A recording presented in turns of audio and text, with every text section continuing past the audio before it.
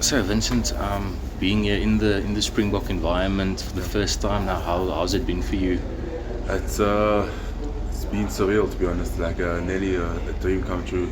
So much so, like I take it in every day. I still take it in every day. You know, it's honestly an honor and a privilege and a blessing to to be here as well.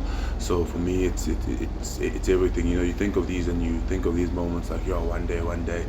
And I think to be here, it's a massive blessing. You're speaking about one day, one day.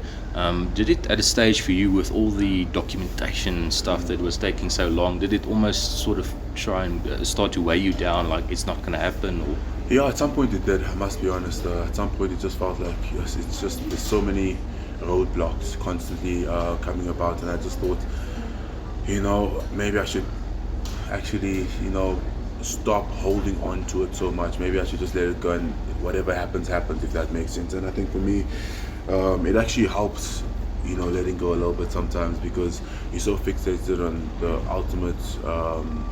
The end goal that it's like take it day by day, if that makes sense. I think that's what it turned into. I'm like, you know what, that's the cherry on top. But let me do the groundwork. Let me take it day by day, game by game, and then if that comes, it's the ultimate blessing. And I think that's what it has been for me, and it's unreal. Honestly, like every day, it's been incredible for me. so the way I understand the process unfolding, you and your brother last year you got your passports, but then you had still to wait for your ID cards until this year. Yeah, so last year we were granted citizenship, so ID cards and passports only came out this year. Yeah.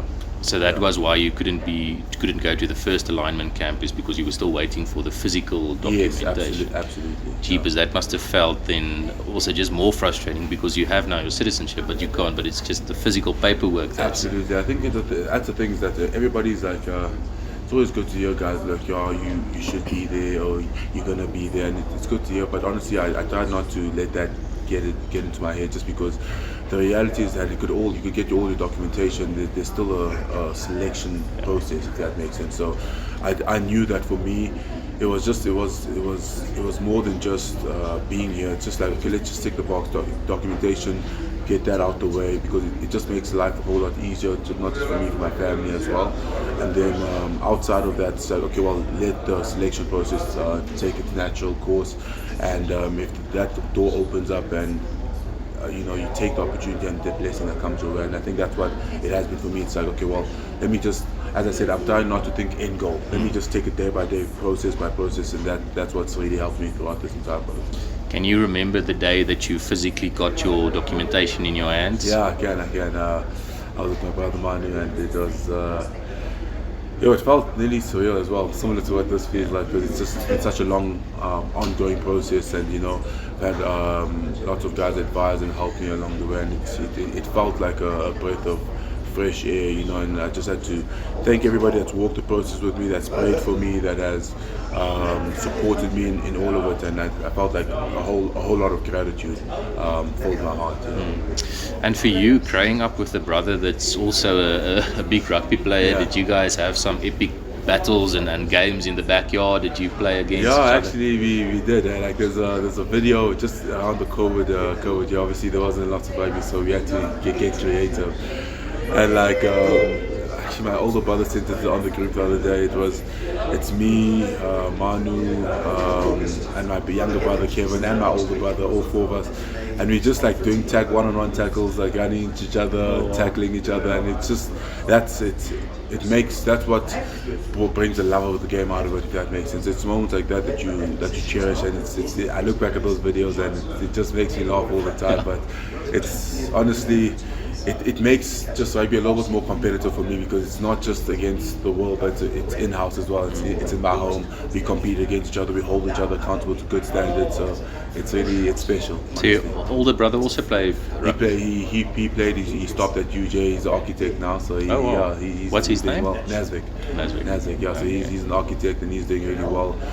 He started his own company now, and he's doing really well in that as well. And then it's me and Manu, and then they have a younger brother Kevin. And Kevin, does he play rugby as well? He actually played. He was at the Sharks, and but now he went to pursue the books. He's finishing his degree now, and then he's also coaching in the meanwhile. Okay, so big rugby family. Absolutely, Yeah. absolutely. Yeah, it's everybody's had their season in the game. Absolutely. Cheapers. Yeah. And for yourself, Rassi's spoken about you maybe also as an option to cover lock, but you see yourself best positioned 7 flanker. Yeah, I think it's something that I've grown accustomed to. At first, it's like I'm a 7. I'll double up if I absolutely have to, but I've started to take pride in just my ability to cover both comfortably, if that makes sense. So yes, I'm definitely my preferred number is 7. I'm a 7 blindside flanker, but if I have to cover lock, I'm more than happy. And I'm as I said, I've started to take pride in being able to not just cover it, but do a good job whilst I cover it, if that makes sense. Yeah. And for you at the Sharks, obviously you came from the Lions, went to the Sharks. Yeah. The Sharks is obviously a team with a lot of superstars, big names, Springbok players, but you always been sort of one of Coach Plum's first choice players in that. Does that also give you confidence that you see, even though I can there's so many Springboks around me, but I can hold my own against and together with those guys? Absolutely, I must say that was probably one of the bigger reasons why I actually came to the Sharks, is because I wanted to be like, listen, I've done really well for myself with the Lions, and I thank the Lions for the time that I've had there, but it's like I wanted to test myself. I'm like, amongst stars, can I still perform? Can I still keep a high level of performance and compete even amongst the greatest players in the world, if that makes sense? And I think for me, I've had a privilege. It wasn't always an easy journey, but honestly, I think it's been one of the better decisions I've made in my career, just because it's helped me see, first of all, what the bar is, what the standard is, even before I come into an environment like the Springboks, because you have so many of them around you. You speak to guys that hold you at a really good standard, and I think it's helped me elevate and grow my game just because of that alone. If you get the opportunity to maybe play against the Barbarians, what would that mean to you? Geez, it's everything. I think just making the squad.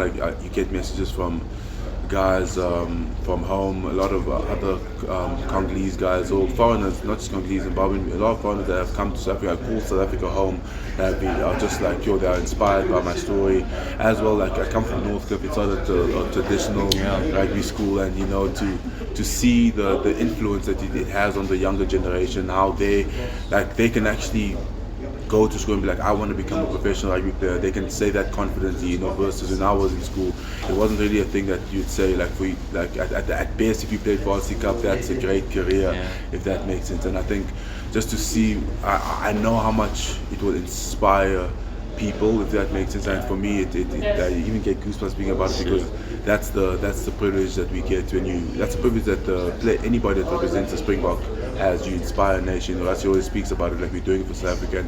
And, I wouldn't go as far as to say I'm doing it for South Africa, but I see the influence that the jersey has and how much it weighs. Well, and then obviously the Barbarians, they've only announced a few players yet, but they've announced almost a complete loose trio of Sam Kane, Shannon Frizzell, and Peter O'Mahony. Those are big names. Absolutely. If you were to be able to mix it with them, how would that feel? Yeah, it's a privilege. I think this is the closest to test rugby as you'll get. In fact, it's you're playing against internationals, guys who have done it for many years.